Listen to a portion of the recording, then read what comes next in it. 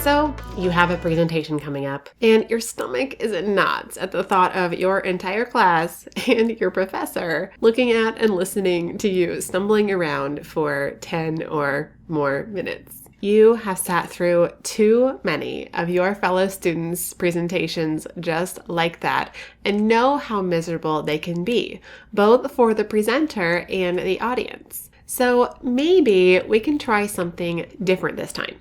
Here are some action steps for before, during, and after your next presentation. Let's get into it. So what should happen before that presentation? First, make sure you actually have read those assignment instructions carefully and know exactly what you need to do. Ask questions and clear up any confusion now, not the night before the presentation is due. Second, don't just choose the first topic that comes to mind. Really brainstorm. Get to where you have multiple valid topics that you are actually interested in and that you can choose between. Talking about something you are genuinely interested in will make your presentation so much more engaging and more fun for you. Next, think through what you're going to say and write it down. You may put together an outline, you may use some note cards, you may even write out a word-for-word script at first.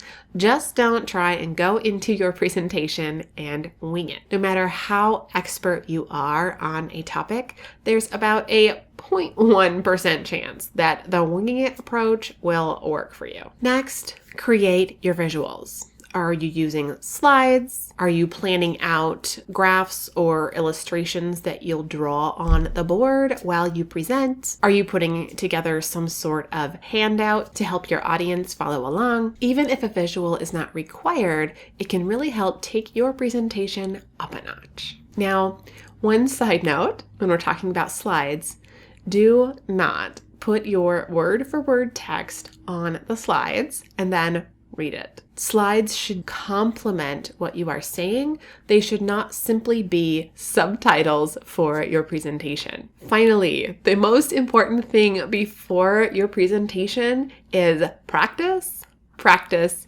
and practice.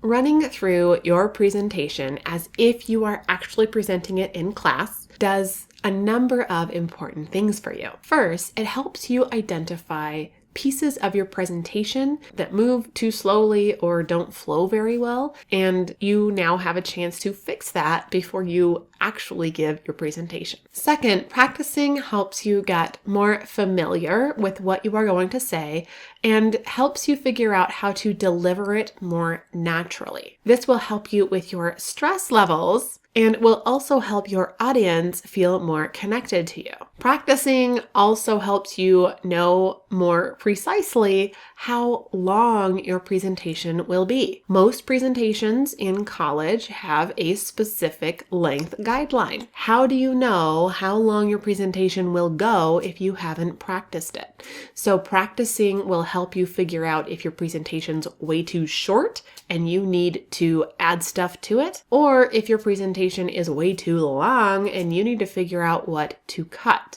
The other thing to keep in mind here is that often in practicing, you will be speaking more slowly than when your nerves are ramping up in the actual presentation. And so keep that in mind when you are estimating the length of your presentation. All right, so let's move into what to keep in mind during the actual presentation. First, try to move around a bit. Standing in one place with your eyes straight ahead or on your notes can make it more difficult to connect. Movement makes what you are saying so much more dynamic. Similarly to the movement piece, don't be afraid to use gestures to add emphasis and expression to what you are saying. Next, really work on varying your voice. A monotone kills presentations stone dead. There are a couple ways to do this. First, you might change up your pace, your speed of speaking. So you might slow down when you have a really important point, or you might speed up if you want to convey excitement or passion or get your audience really engaged. Second, you might change up your register.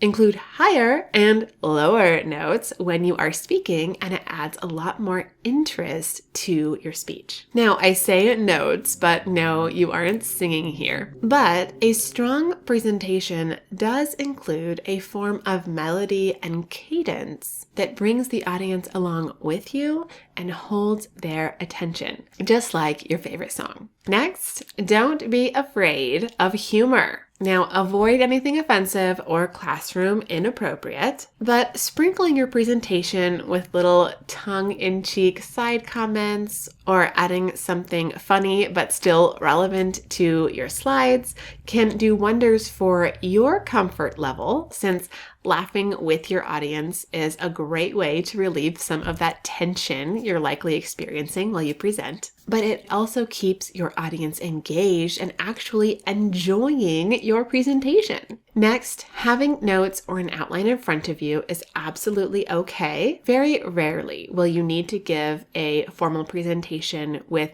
no notes or cues. Just be sure that you are not reading your notes word for word. If you followed that practice step from before, this should not be a problem. And last but not least, for during your presentation, do not forget to smile. Now, don't put on a plastic smile for the whole presentation. There may be points where you need to get serious, but don't be afraid to sprinkle in smiles, because our smile is one of our most engaging assets. All right, so you have finished your presentation. It's time to talk a little bit about what to do after you're finished. So first, sometimes we want to race back to our seats as soon as we say our last word, but don't forget to pause for questions.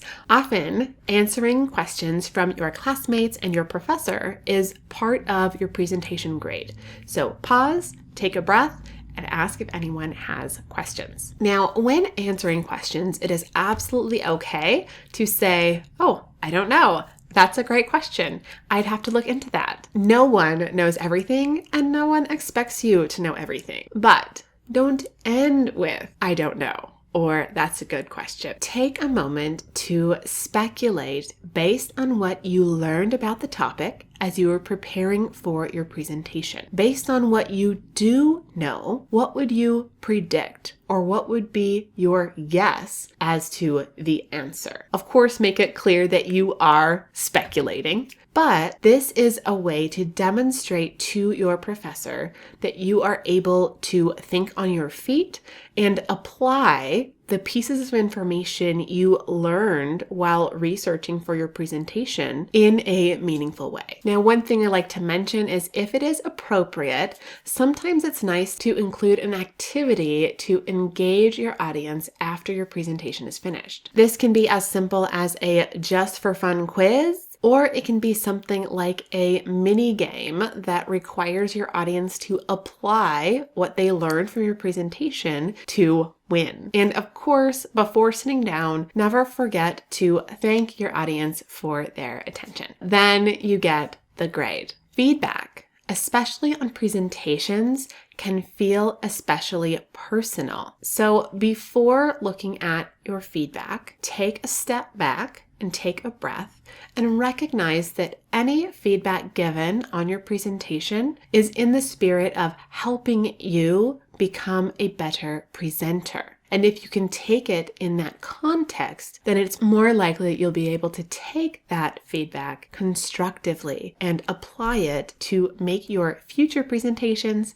even better. And of course, if you have any follow-up questions for your professor related to your grade or their feedback, definitely go talk to them. Their goal is to help you be better, not to leave you confused or thinking poorly about yourself.